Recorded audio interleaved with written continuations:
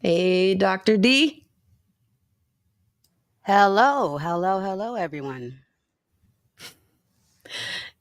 Hey, everybody. Suzette West here with Dr. Anna Davies for episode 6, the season finale of season 2 of Freedom Flow Fridays.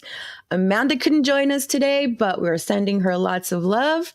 And yeah, we'll see what the horizon brings, right? So you never know. But yeah, today's topic is really thought. It'll be a thought inspiring conversation. A lot went into this, so we're just kind of gonna go with the flow. Again, not trying to be perfect, but definitely wanting to add value. So, with that said, um, like we always usually kind of start, and I think this is really awesome. Let's drop in for like a minute or a few seconds of heart focused breathing. So this is an exercise that is it's a heart math. It's a tool by the Heart Math Institute, and it's a tool that I use. Of course, there's many breathing modalities out there, but this is the one that is actually based on science backed research through the institute, and they've done a lot of amazing work. So the way it works is you focus your attention in the area of the heart, and only do this if you are in a place where you can join us. If not, do this later on the replay. Um, Focus your attention in the area of the heart, and imagine the breath is flowing in and out through the heart, deeper and slower than normal.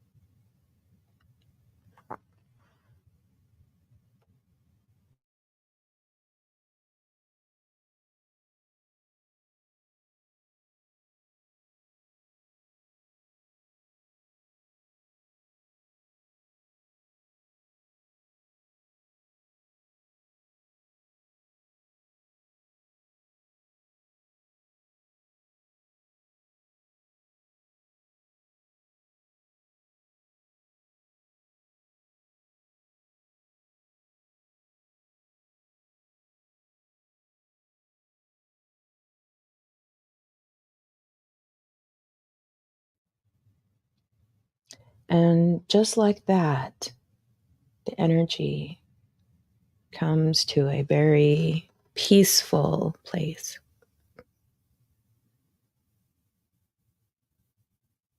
And this is the tool that we use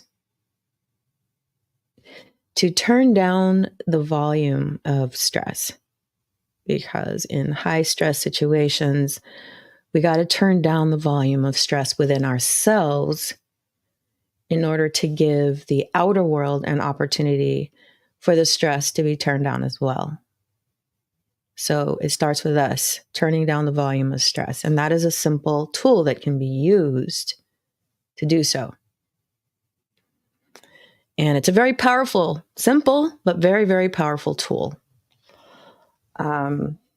All right. So, Dr. Davies, Yes, have you ever heard of the term rejecting the premise? I have not. It's a very interesting thing that I was reading about, and I thought it was a really fascinating topic for us to discuss. Okay. So, I'm going to bring the presentation on board. Hats off to the Wild Hearts Rising team for creating a really awesome presentation for us. Check it out. Yay. Yay! Isn't that nice? Beautiful. So, yeah. So, we're going to be talking about elevating empathy, transformative leadership through rejecting the premise. So, yeah, we're just going to talk in a higher thinking concept. here when we're talking about rejecting the premise, but we're going to try to make it relatable as possible. So, and we'll try to tie that to personal experience to kind of, you know, spark thought and contemplation and conversation about this topic, because I really feel like this topic is so important right now. So, and real quick, I want to thank everyone who's reached out in the DMs. I've not forgotten you, and I'm going to be catching up with my messages soon. Kind of buried right now, building out a course. So, yeah, but I haven't forgotten you. And yeah, I will be getting back to every one of you, I promise. So, we've been getting a lot of great feedback on the content we've been presenting. So, it looks like, there may be a version we not really sure how it's going to go, but somehow a season 3 seems very likely. The timing is what's the thing. So stay tuned for that. And yeah, anything else that I forget, Dr. Davies? Nope, nothing else. Nothing else? Okay. Nope. So here we go.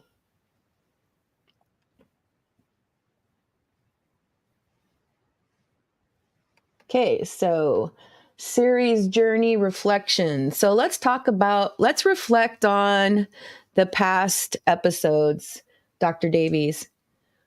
What stood out most to you about this experience, this journey of doing Freedom Flow Fridays and talking about things that are really, really important?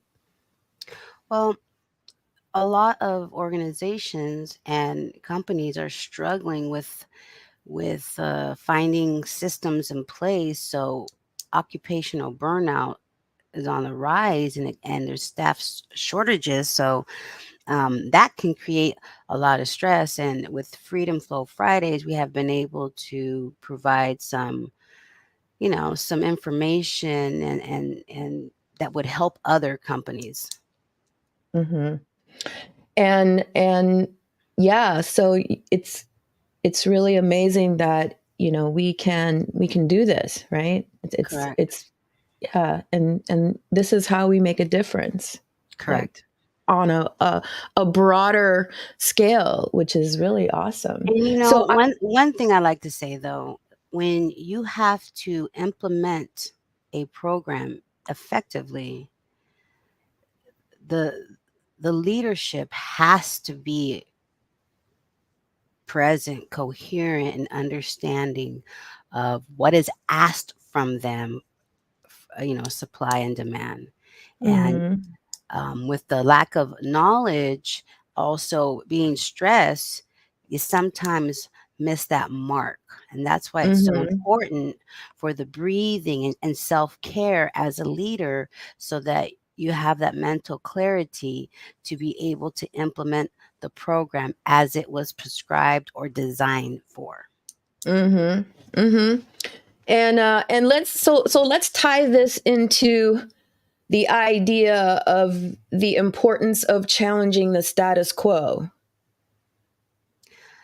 Well, I will say this again. I don't care what others think about me. Therefore, I don't pay attention to the status quo. My passion, my heart focused leadership, coherence is what thrives where I work and my facility. I don't have time to think of what others. You tell me what I need to do. I develop a system, and I have the knowledge, I have the degrees. I This is the thing. I love what I do. So I don't care what people think about me. I do not conform to the status quo. And I challenge it Yeah. all. I challenge it all the time. Mm-hmm. Yeah, and you are amazing at what you do, sis. Thank you. That's absolutely true. So, okay, awesome. Well, here are the episode expectations. So, this is what we're going to be doing. We are going to be discussing the concept of rejecting the premise. And hopefully it'll provide food for deep contemplation for those that are able to really allow their thoughts into a contemplative mind, because that's actually a practice and it's actually very healthy. Contemplative practices. I love it. But they are meant to integrate body, mind, spirit, and emotions, thoughts, align the self. So we're going to be talking about the idea that rejecting the premise is so important to challenging the status quo and creating a space for new ways of thinking and being, because that is the only way that new solutions, happy mediums or real meaningful heart-centered solutions for the biggest problems. So we're going to get going, and that's the expectations for the episode. We are going to be discussing things in a compassionate way because we believe that there is a way to have these conversations. Important conversations can be done in very compassionate ways, and they are just as effective, but it takes heart intelligence. So here we go. Okay, so what does rejecting the premise mean? And I prepared for this. And here, I want to read my notes, okay? I got some notes prepared. Okay. In today's episode, we delve into an idea that has the potential to reshape our understanding and approach to challenges. Rejecting the premise. The concept, central to our series finale, encourages us to question the underlying assumptions that often go unchecked, paving the way for breakthroughs and innovations. It's about seeing beyond the accepted norms to discover more effective, compassionate ways of leading and solving problems, big problems. How rejecting the premise unblocks the flow of energy. Well, it is critical to unlocking the flow of vital energy.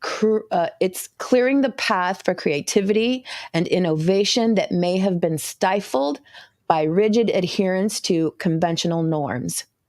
By challenging and moving beyond these established boundaries, we open ourselves to new possibilities and perspectives, rejuvenating our energy and passion. This shift not only revitalizes our personal drive, but also invigorates our relationships and collective endeavors, fostering an environment ripe for growth and transformation. Now, let me see. So let's talk about it. I will always say, I will always say this, that being on the front lines right now of the addiction, homelessness, and mental health crisis, I'm able to assess, problem solve with a clear, coherent mind.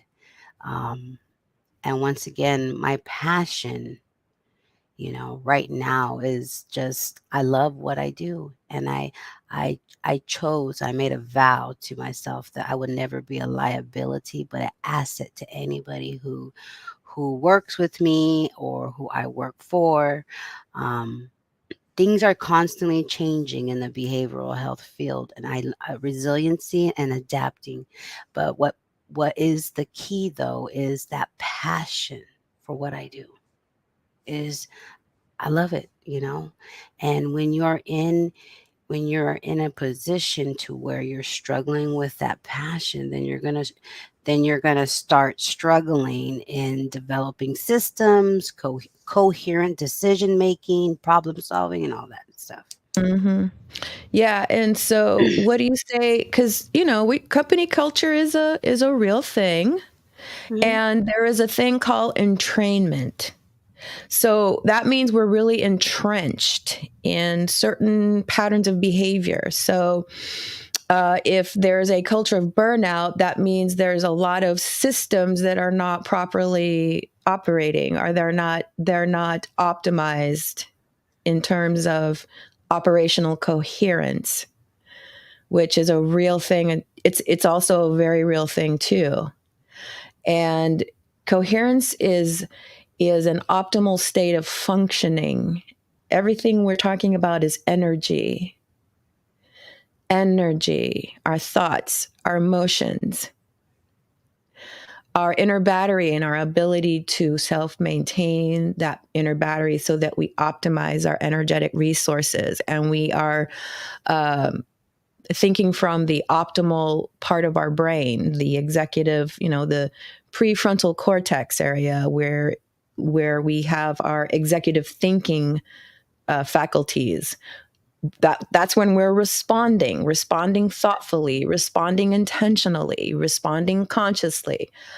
Otherwise, we're reacting, and that is the amygdala hijack, and that will take over. And when that takes over, then we get shut out of the optimal part of our thinking, which is a big problem when you're trying to solve a big problem, Correct. right?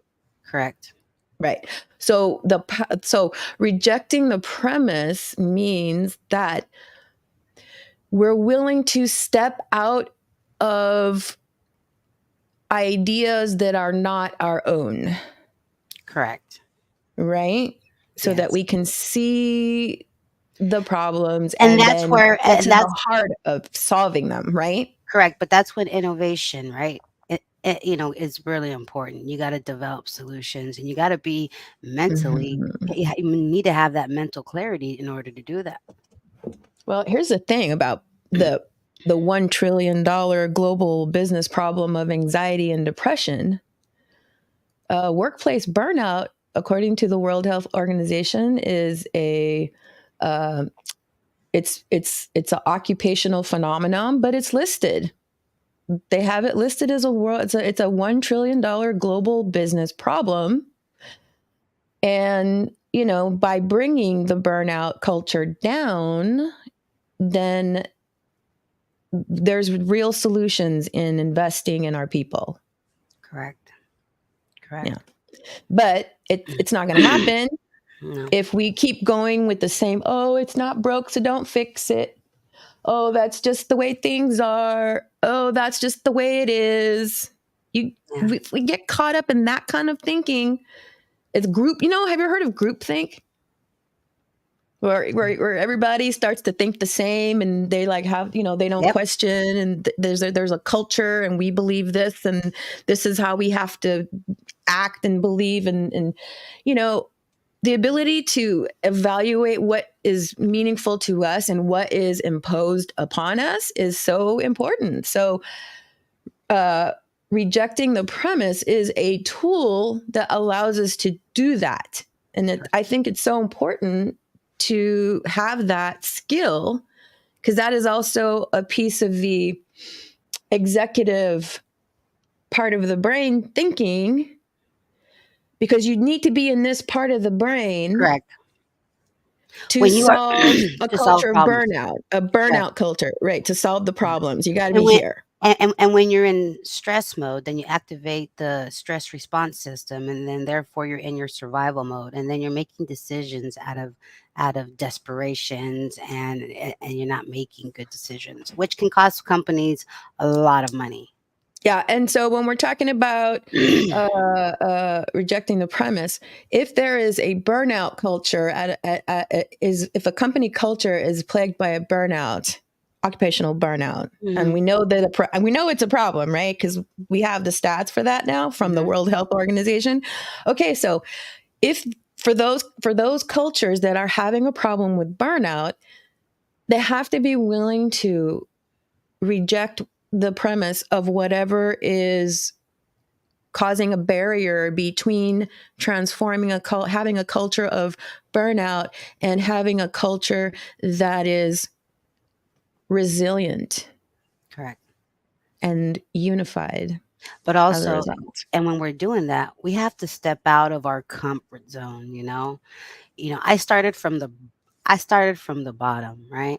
I learned to love the hard work.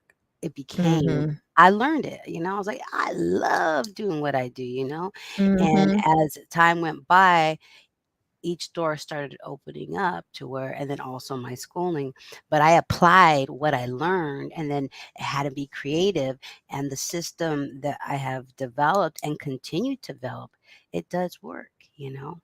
But Mm-hmm. but you got to remember something. If you do what is hard, life will be easy. If you do what's easy in life, life will be hard. So just start from the beginning, picking up the tools and work at it, and keep on working. Mm-hmm. Having that compassionate leadership, but that passion to make change. That's the thing. You want to make a change, you have to be able to step out of your comfort zone. I had to step out, go to meetings and do this when I just love helping people. So I started evolving and keep learning, and I remain humble and kind with an open mind, teachable all at all times. I love it. That's beautiful. That is so beautiful. I never Okay. think I never and I never put my expectations on others.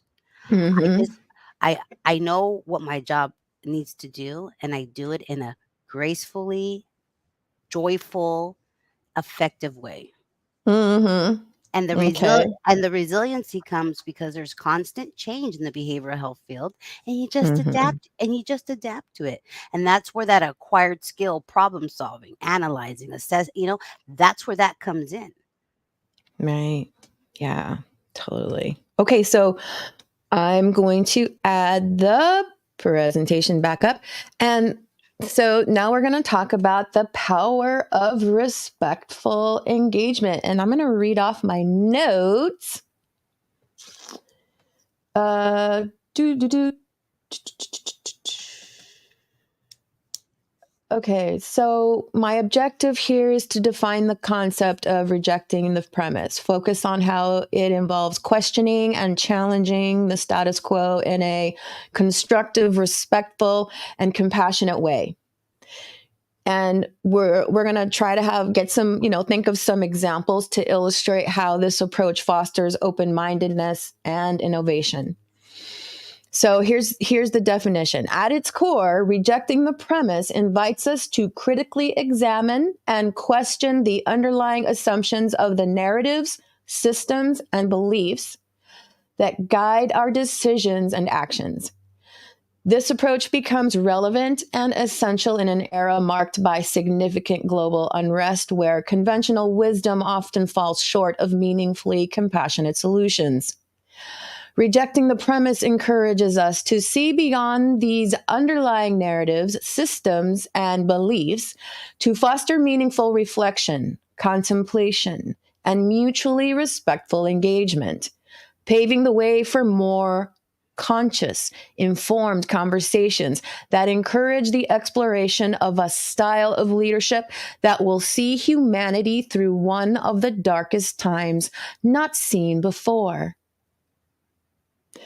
The importance of respectful engagement. So, my purpose here is to discuss the role of empathy and respect in rejecting the premise, ensuring that it's seen as a tool for positive change rather than confrontation.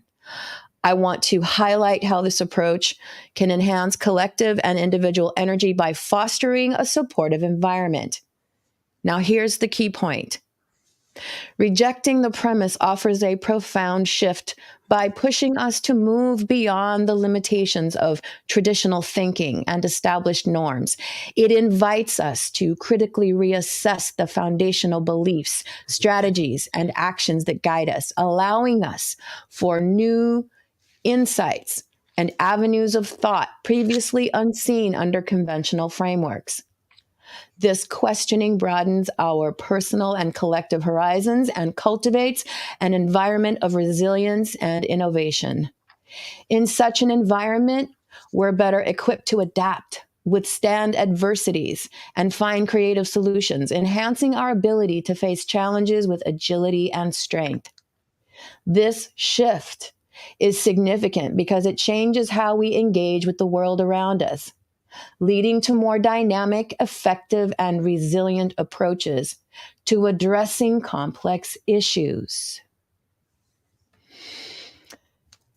What are your thoughts about that, Dr. Davies? What are your thoughts about the power of respectful engagement? Please share That your wisdom. that is very important. Okay, very important because respect. That means there is a everybody's on the same page, and that there is nobody thinks they're better than, and they don't put their expectation or biases on another person or their team. Right. Um, Mm, I'm flexible, adaptable. I work with my team. I have that healthy boundary. It's still a work in progress, but in the beginning of my career, I that was the lack of respect was was very hard. But once again, mhm, my passion for what I do outweighed the bullshit, and so I was able to continue to go. And now that I am in a leadership position, I make sure that that respect is there on all levels, because I, mhm, I remember when being mistreated. I remember of people's expectation and biases towards me when they didn't even know my story. I remember, but the thing is I don't do it. I learn from it. mhm, I learned from the situation and vow that I would never do that, and I would continue to do um, that passionate. In the doctoral degree, we call it social change work. Uh, mhm, on a lower level of behavioral health, it's change, change agents or positive change. But that's my mhm. goal. My goal is to help people. I love to do what I do. Yeah, Um, yeah. and having respect for everybody. Nothing doesn't matter who it is, the population you serve, your your team, all that. There has to be with respect, because without that respect, Mhm. there's no effective communications, and without Nope. healthy boundaries, then we have resentment starting to develop, and I don't want no part Mm, of that. I believe in the mhm, positive energy, right? Because when my team, we're all on the same page, it's this just positive energy that flows, and we're just mhm, excited, and we're like, yeah. And the time goes by quick, but you're helping people, and but we're doing it collaborate, together. mm. We're stepping in this war, but togetherness. And we don't allow the negativity to take away our positive. Okay, so now, real quick, now before we move on, let's clarify what you mean by this war. You need to be a little more specific because there's a lot of them going on. So you need to be more specific. What war are you talking about? We're talking about the war of drug addiction, homelessness, and the mental health crisis right now. Thank That you. is Thank you for clarifying. that is considered a public health threat right now. Yep. It's People are it's dying every second. yeah. Yeah. Overdose deaths. It's just homelessness. People out there dying on the streets. This is a serious thing. So it's really critical because burnout also contributes to people falling through the cracks, Correct. Yeah. right? When you're burnout, you don't have that mental clarity, and then and in our field, though, burnout can cost a life, and that's what I won't have on my hands. So I have a system I've developed that we make sure every single person gets that quality care, and that being present with them, and basically making them feel like they're wanted, and we care, and we want to know what you want, so we're able to do some huge transformations. It's awesome. So when we're talking about broken existing systems, how does the power of respectful engagement Transform. If you get someone, first off, respect builds a bond. Okay, I can trust you. Because remember, we're dealing with a population that doesn't really trust because of their struggles and they're in the survival mode, right? So when you have that respect that offers, okay, this person really wants to help me and they get that motivation, right? But when you talk Mm-hmm. to when you talk to a population that's a disadvantaged population and has been mistreated, um, they're going to be very leery for your help. And without that respect, they're going to people shut down. Oh no, Mm-hmm. I'm not messing with you. I'm backing away. And therefore they go the other way. Mm-hmm. So respectful engagement is critical on several levels, Yeah, you right? can't tell you can't tell Mm-hmm. someone, "Oh, this is how it should be." No. You gotta do open-ended questions and be one with that individual and let them tell you what they want. How Mm-hmm. can I help you? What do you want Mm-hmm. in your life? You gotta light that fire, and Mm-hmm. which I love doing all the time because that's just naturally that flows within me. But I'm able to plant the seed of hope and that little light and then continue to walk them through it. But I tell anybody, I will provide you the tools, but I will not do your footwork. You have to be able to pick up your tools because I I I'm not an enabler. I mean, and I walk with them. They're not alone. I'm right here. This is your Mm-hmm. battle, but I'm right here. Same with the people that I work with. Okay, here, let me go in and help you develop stuff, but here is your tools. If you don't use tools, then you will not acquire the skills. You have to acquire the skills. In order to do that, you have to be able to pick up the tools and do what I ask you to do. Mm-hmm. Mm-hmm. So when it comes to transforming a burnout culture, the power of respectful engagement needs to be there Correct. because that is what empowers a compassionate conversation to reject the premise, whatever that might be. That is Also too, the constraint. Yeah, I go like ahead. to say though, with the respectful engagement, then that trust comes in. When you have that trust, Hmm. very important. Very important to Trust. have that Oh, trust. Yeah, that is very because important. You're because you're right, because Doc. because someone say, okay, I believe in this person. They have, when I tell my story, when I tell who I was, who I am today, I'm able to break down barriers, and I basically tell Mm-hmm. them, I don't care about anything else, but how can I get you to your higher self, right? How can I Mm-hmm. help you get to where you need to be? Don't talk to me about other people. I want to know what you want. Mm-hmm. Mm-hmm. Right. So the power of respectful engagement is done in the spirit of uh, there is there is a compassionate spirit there that Correct. is courageous enough to allow respectful engagement, to suspend our judgment, to understand the other person perspective, and then through the spirit, through the power of respectful engagement, create meaningful conversations with real solutions at the Correct. heart. Correct. So very, very, very And key, right? I'll tell you something. I will, till this day, I have been able to transform my colorful past into a positive so it brings hopes to others. But I Mm-hmm. also one thing is when I am being lied to or, I back away. Bam, boundary, poof. I'm not messing with that. They got their own issues they got to deal with, and I don't tolerate that. So I do have, Mm. yes, you have Mhm. to. You have to. Mhm. Mhm. Mhm.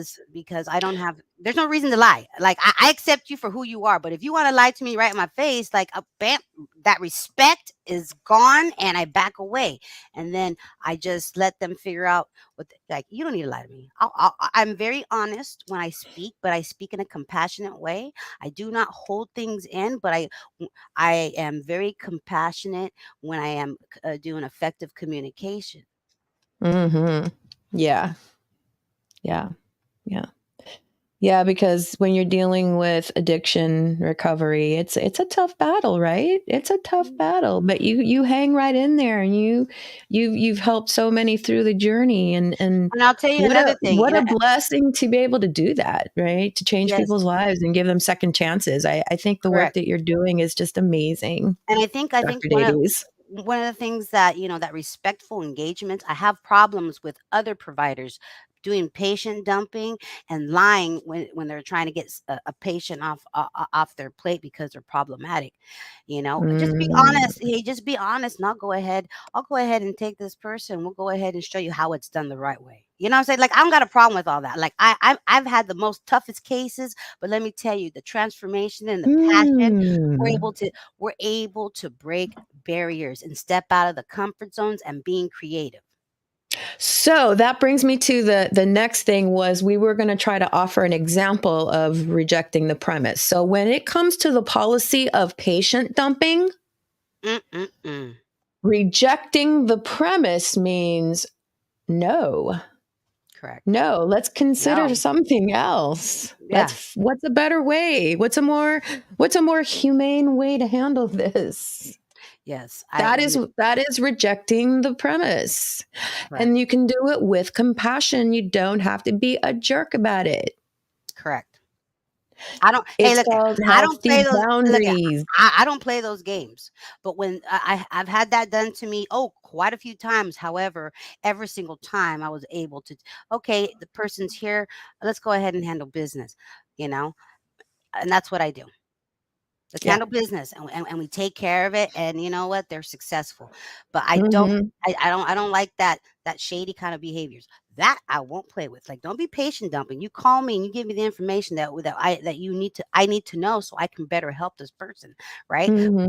Don't do patient dumping on me, because that I get mad. I get mad, but I transfer that anger to, like, okay, come on, let's handle some business. You're here now. Nothing else we can do, but let's handle business. And I get them to the next level, and I get them to where they are stable. They're stable and they're secure. Yes. And, so the power of respectful engagement to address the issue of patient dumping is a key thing to create solutions that are better, right? Correct. Correct. Better on the human, It is. respectfully. Yes. So, yeah. So now we're going to apply it into a different context now. The next slide is going to be a video of my good friend, AJ Kalatunga. And he's got a question for us. So I created a little piece to show. We're going to watch the video and then we're going to answer the question. All right. So here we go. Okay.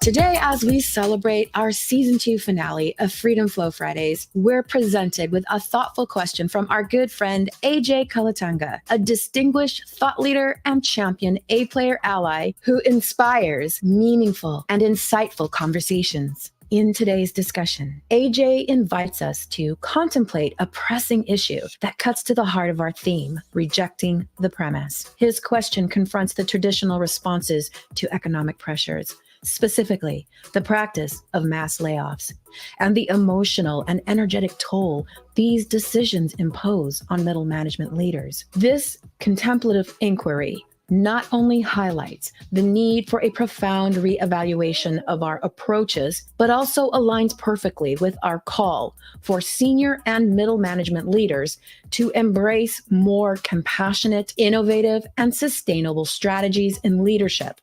Heart-coherent leadership. It's a compelling prompt that urges us to reconsider the what and how of our actions, as well as the why, challenging us to lead in ways that foster resilience, empathy, and a deeper sense of connection and responsibility towards those we guide and those we lead. So without further ado, here is AJ's thought-inspiring question, and we invite you to contribute to the conversation by adding your insightful thoughts on this question in the comments below. Take it away, AJ. Hello, rock stars. Thanks for having me on the show. So I'm hoping to get your opinion on an upcoming article that I'm writing, and it's about the tech layoffs that have been happening over the last 3 years. We're not even into 2024 properly yet, and already 144 companies have laid off 34,560 staff members all around the world. Now, a lot's being written about these employees, their colleagues are supporting them, how to find your career, how to keep going with your job and whatnot, but no one's really talking about the managers who are actually having to fire these people. That's an incredible psychological burden on anyone.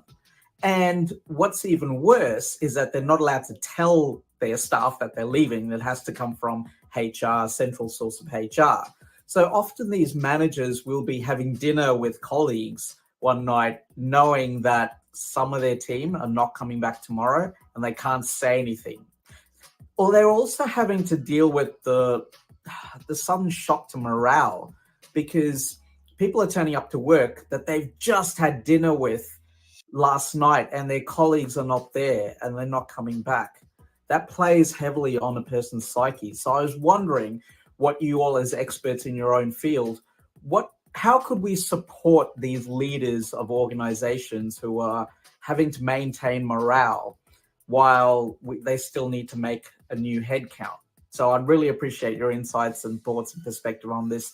Thank you so much. You're doing an amazing job. And I'm sorry I couldn't be here live for the broadcast, but hopefully next season we'll change that.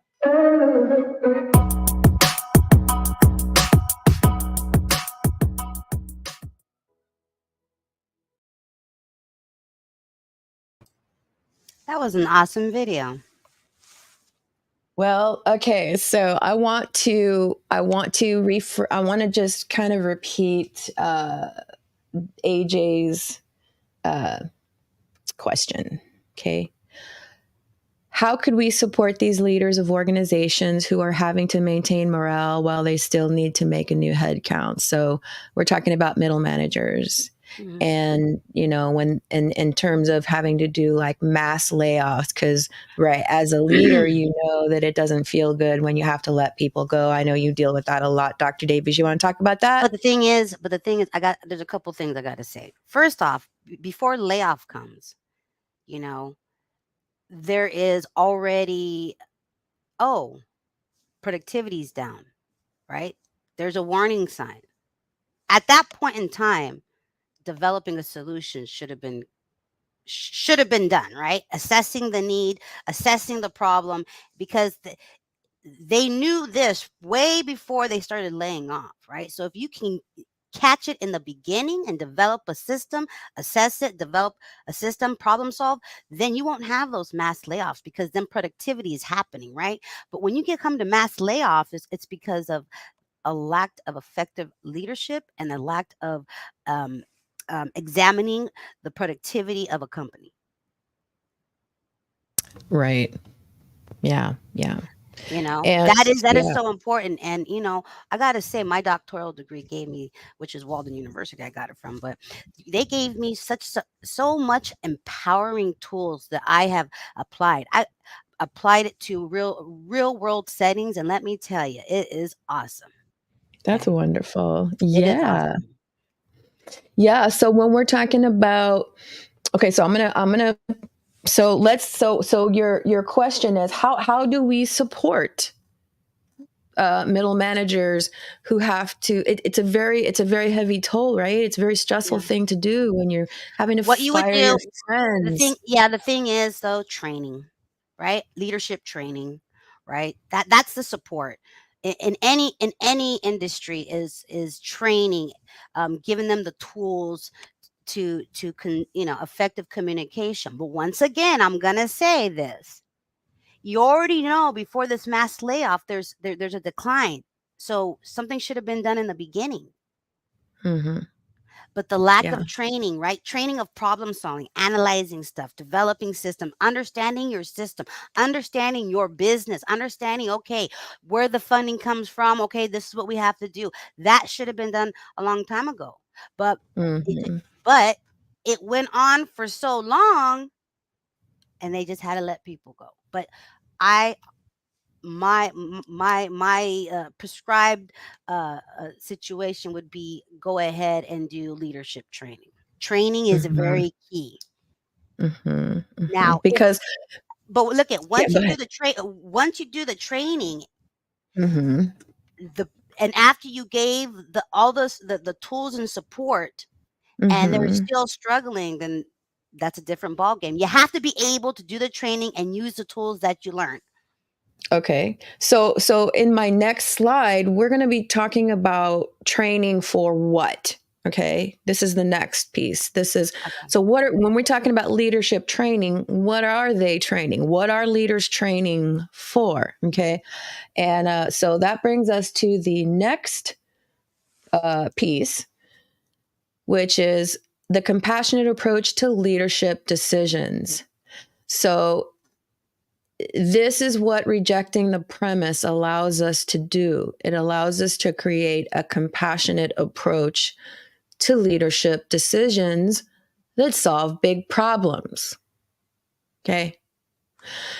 That means that the leadership is there's heart coherence going on, there's heart intelligence, there's a balance between the heart and the mind, and the nervous system is maintained, and we are maintaining access to the optimal part of the brain so that we make important decisions from that place instead of reactive to the external environment and what it demands.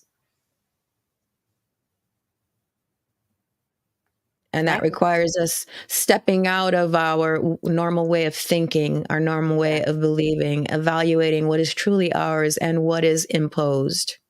Correct. Correct. But to So, touch but to touch on that leadership decisions, you have to have that mental clarity, right, to make the right decisions. Not only that, with effective leadership, right, developing systems, time management, understanding your productivity. You know, mm-hmm, everybody has a different productivity method, and mm-hmm, but understanding it is very important. yeah, Understanding your field, understanding your contracts, understanding whatever you're in, you have to understand it, but also developing a system, time management is very, very important. Because right. without Mm-hmm, time management, without effective leadership, then you have resentment, you got unhealthy boundaries, and then you have a decrease in productivity. mm-hmm. And we're talking all about energy here. Correct. This is individual energy, relational energy, collective energy, and it can all be out of whack.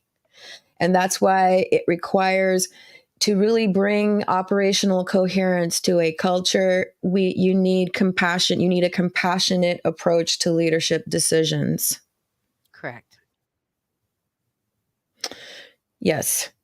And by being compassionate, you are able to, with compassion, reject the premise of whatever system is no longer working, Correct.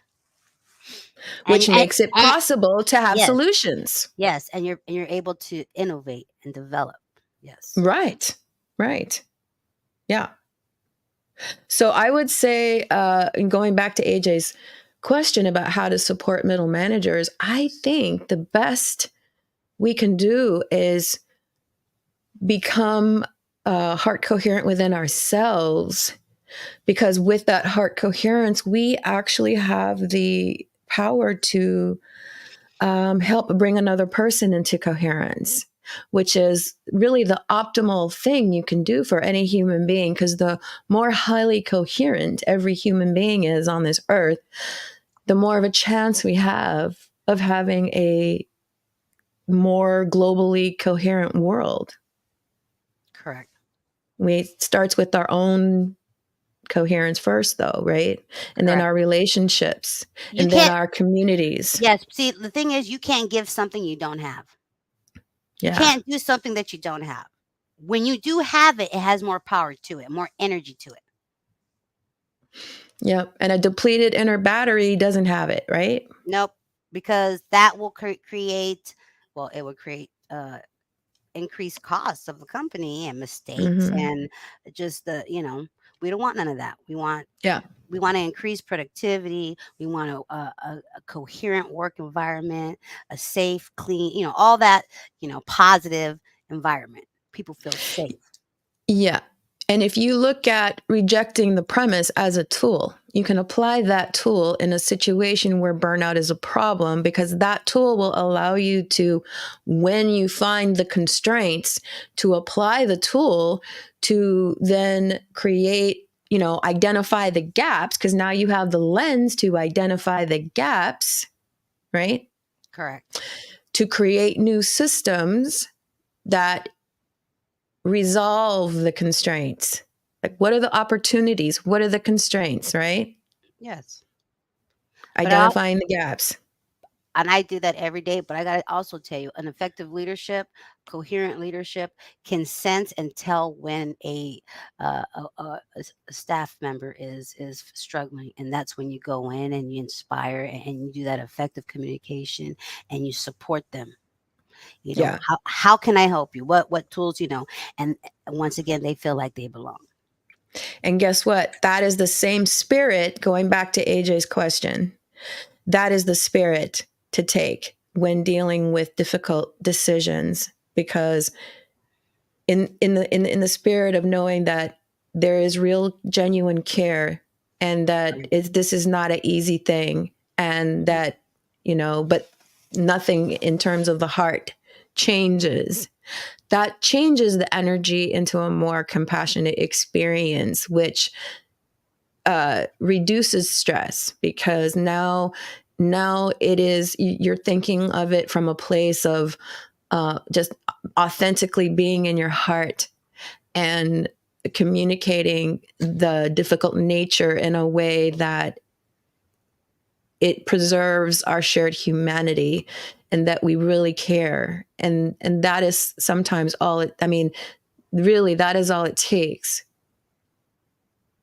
Right. Correct. So that is what it means to be compassionate in leadership decisions. And it all starts with us having our own coherence first, because we can't pour from an empty cup, right? Correct. We have to resource ourselves. We need to fill ourselves up so that we can then pour into others. And so there's also compassionate leadership decisions, personal leadership decisions for ourselves. And that's allowing those uncomfortable feelings to be there, know that they have a place at the table, and that they're just emotions, and just being with them is all that we really need to do. And we just allow them to just be there and breathe through it, and make sure that we are in heart coherence during the process. Correct. Because we can move through that being in the optimal part of our thinking.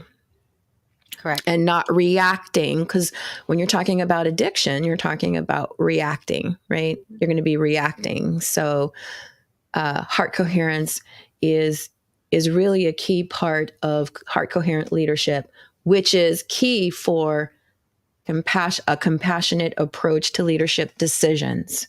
Correct. So unless you're rejecting the premise, unless you're willing to, that's a tool that you can use to go in wherever is broken and say, we're going to question this. What is going on here, and what's not working, and how are we thinking about it that's keeping it in place? Correct. And that's where that rigorous assessment needs to come in, that one needs to do. But once again, you got to have that mental clarity, but also you cannot have distorted perception of life either. You got to, that's really important, because perception is the lens, right? Is our lens of the world around us. So yeah, that inner work is very important, because you'll be able to see clearly and make coherent decisions, effective decisions. Yeah. Like, leadership coherence is like a really important piece in the transformation of transforming burnout, right? Correct. So awesome. Well, hopefully we were able to offer value to AJ's question. And so I wrote some notes about AJ's question, and I'm going to read it to you right now. So AJ's question illuminates a critical moment where the respectful rejection of the premise is crucial, particularly in leadership decisions such as navigating layoffs. It underscores the necessity for compassion, reminding us that how we address these difficult choices can profoundly affect the well being and morale of our teams. This inquiry serves as a poignant reminder that leadership, especially in challenging times, demands a balance of strength and empathy, steering us toward decisions that honor the individual relationships and the human collective. So, and then I want to add another objective that I have in this conversation. So I also want to analyze the impact of, how do we analyze impact with compassion and delve into leadership decisions, emotional and energetic costs, emphasizing how a compassionate premise rejecting approach can lead to more humane and innovative solutions. So the energetic costs, let's talk about the energetic costs of, having to fire your friends, or people that you care about that you've worked with over the years. Mhm. That's a really tough thing to do. How do you handle that when somebody tells you that, you need to let people go? How does that make you So feel? so so the thing is with me is I have a system to where, okay, there's a problem and I invite the person that's problematic. Let's develop a solution, right? We work together for a plan. I I I try to fix the problem before we get to that. And when it continues to be a problem and we just then I use effective communication and what we tried, and there's still a problem. So, and they understand. I had to do that probably about 3 times. I try to Okay. work with them. So I try to fix the problem. I try to work with the person, fix the problem. We try to work together. But invite them as the problem solver with me, and we Right. document. I document it. I document everything because if you don't document it, it didn't happen. So I document everything. Okay. I document everything, and so we have an improvement plan, and so we have that signed and dated, and then when that improvement plan is at an expiring date and they're still doing the same things, that's when I got, okay, we tried. Right. Right. I will Okay. always try to fix prior to doing that. Okay. Yeah. Yeah. That's really important. So I want to read something to you, and then what I'd like you to do, Dr. Davies, I'd like you to listen deeply to what I'm about to read, and I want you to respond. Okay. Okay. Here we go. Here we go. Delving into the emotional and energetic costs of leadership decisions reveals the profound impact such choices can have on individuals and organizations. Emphasizing a compassionate, premise rejecting approach highlights the potential for more humane and innovative solutions that respect the well being of all involved. By considering the broader ramifications of our actions with empathy, leaders can navigate complex situations in ways that foster resilience, creativity, and a stronger sense of community. Heart coherent leadership is about engaging heart intelligence to guide with a calm and clear mind, Mm. enabling leaders to think creatively and make thoughtful decisions, even in tough situations. This approach taps into the heart's ability to help us stay focused and compassionate, keeping us away from snap judgments or stress-driven reactions. It's like having a steady hand at the wheel, ensuring that even when the road gets bumpy, we can navigate with wisdom and care for everyone involved. What are your thoughts about that? I agree with it. I absolutely agree with it. I'm always what you just read is what I do every day. For many years. That's the way things have to be in order to have a strong, coherent team, especially when you're addressing, um, the community and a human life in your hands, right? Like Mm-hmm. we have to have that. We have to. Right, right, right. Yeah, yeah. So what I want to do is, because we're at the top of the hour now, so I'm going to move on to the next objective, because at least we're going to talk about them. We're just going to touch on them lightly now. So Okay. objective, practical steps for compassionate leadership. Offer guidance on how leaders can reject the premise with compassion and respect, including active listening, empathy, and focusing on the well-being of all involved. The point here, to embody compassionate leadership effectively, embracing the principles of heart-coherent leadership is key.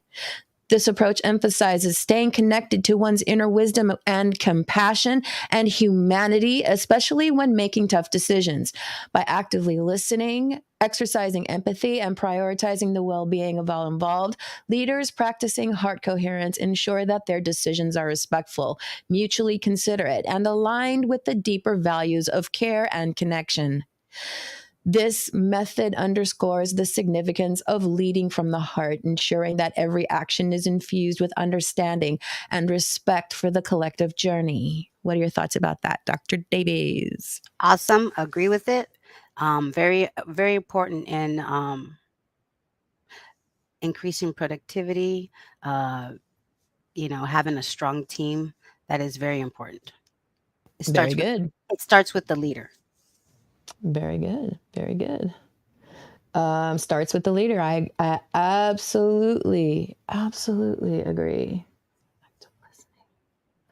Okay, so the next segment, and we're just gonna keep going through this. So, we'll probably put these into clips later anyway. So we're just gonna keep going through it, and we're gonna finish out strong on this. Okay. So the next segment of today's season finale is cultivating transformative engagement.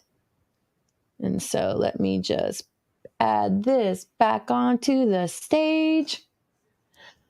So, Dr. Davies, let's talk about fostering transformative conversations. So, what is the role of active listening? The role of active listening is being able to be present with the person you're talking to, and giving them the undivided attention to hear what they're saying. And so once you let that person talk, and then you reflect back on what they said, just to confirm that we're hearing this right, and then you provide effective communication of, okay, that supportive words, like, how can we work together, how can I help you become, you know to get to your higher self. Like, that is very important. Reflective reflective l- uh, active listening and reflective listening go together. Yeah, reflective is really important, because we go inward to reflect on what's true for us, right? Correct. That's very important. That's the best source of our next best step, is our, what's in here. Everything we need, we have inside. We have available.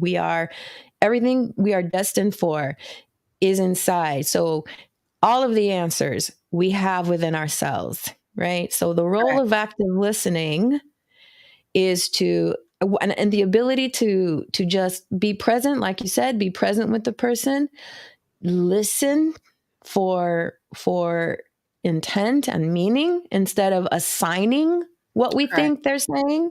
Because Correct. some people do that too. They assign meaning to things people say instead of trying to understand what the person means. Which is another word for assumptions. Right. And that's where all Nasty the word. biases and filters and, when people impose their views on you, this is how they do it. So it's because they're projecting. And the thing is, to not project, we have to suspend our judgment and actively listen for the deeper meaning, the intention Correct. of what the person really is trying to say, and not what we think they're saying. Correct. Okay. Next thing, creating safe spaces for meaningful and safe dialogue. What are your thoughts on that, Dr. Davies? Very important, right? What our my team, our work is meaningful. Healing, right? Saving lives is very meaningful, and I provide a safe space for them, and the staff, like I said, they feel like they belong. There's incentives, potlucks. Like I make sure that they know that they're appreciated for the work that they do. Right. Okay. Yeah. And creating safe spaces or creating spaces for meaningful and safe dialogue means we can suspend judgment. Correct. Yes. And so they're able, my staff is able to come to me with anything, and they feel safe enough to speak to me because we problem solve together. Because there's a lot of workplaces where people fear making mistakes. Yes. Right. Yes. And that is also a place where a lot of opportunity cost happens. Correct. And the idea is to optimize opportunities and minimize opportunity cost when you're Correct. talking in terms of operational efficiency, which requires a highly resilient and coherent workforce. Correct. In order to have that operational coherence. So creating spaces for meaningful and safe dialogue is really critical. Correct. Because if that's not happening, it's because people don't feel safe to allow that to feel safe. Correct. That's a red flag that a space is not feeling safe, right? Yeah. So how do we suspend judgment? How do we create space that people can speak their truth without feeling like they will Well, be now you're asking me to tell you something that needs to be trained, right? Like that, it doesn't happen overnight, right? It takes time, creativity, but it stems from within an individual, and because what you feel inside is basically how you communicate with others. So that's a whole different ball game that we have to talk about. But you got to, Yeah. you can't expect me to say something right now to where it's going to take us way over our time, right? It's like it's creativity, it's acquired skill. You have to have the compassion, motivation. You got to be, it's a lot more than what can be said right now. Okay, and real quick, what is a tip for creating spaces that allow open discussion? Real quick. One of the questions that I have, what kind of improvements or what would you like to see different uh, within our work environment? And I ask staff. I let Very staff. good. I let staff be a part of. I don't keep Wonderful. them aside. That's an awesome tip, Dr. Davies. Thank you. We've only got a couple more slides to go, so we don't have. So you just basically gave us a transformative question to ask. So I will leave that there, and we will move on. And so, the summary of key messages is let's rethink how we might be able to reject the premise in whatever industry or line of work that is feeding the burnout epidemic and other big problems, and inspiring action for personal and professional application. If you were born to do a work in the world and it requires you to reject the premise, please from your heart, get that courage to be that lighthouse, because there's a job for you. Open your heart and become that which you were born to be. And that is my encouragement for continued growth. That is my call to action. Dr. Davies, do you want to let people know about what we've got coming up, and if they're interested in? Well, there's a player alignment leadership training. If anyone's interested in this kind of training, please, it's going to be a powerful, awesome training. Please reach out to Suzette.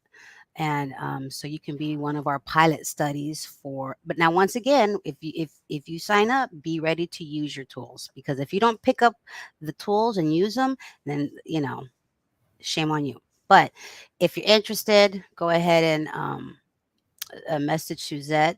We are looking for pilot people to go ahead and come into the leadership training course so that they can enhance their skills and also increase productivity. Very good. Very good. All right. So, yeah, so that concludes the season 2 finale. Thank you, Dr. Davies, for being here and for being a part of this experiment. And we'll see what season 3 looks like. All right. All right. All right. So, yeah. So have a good one. Bye. Bye.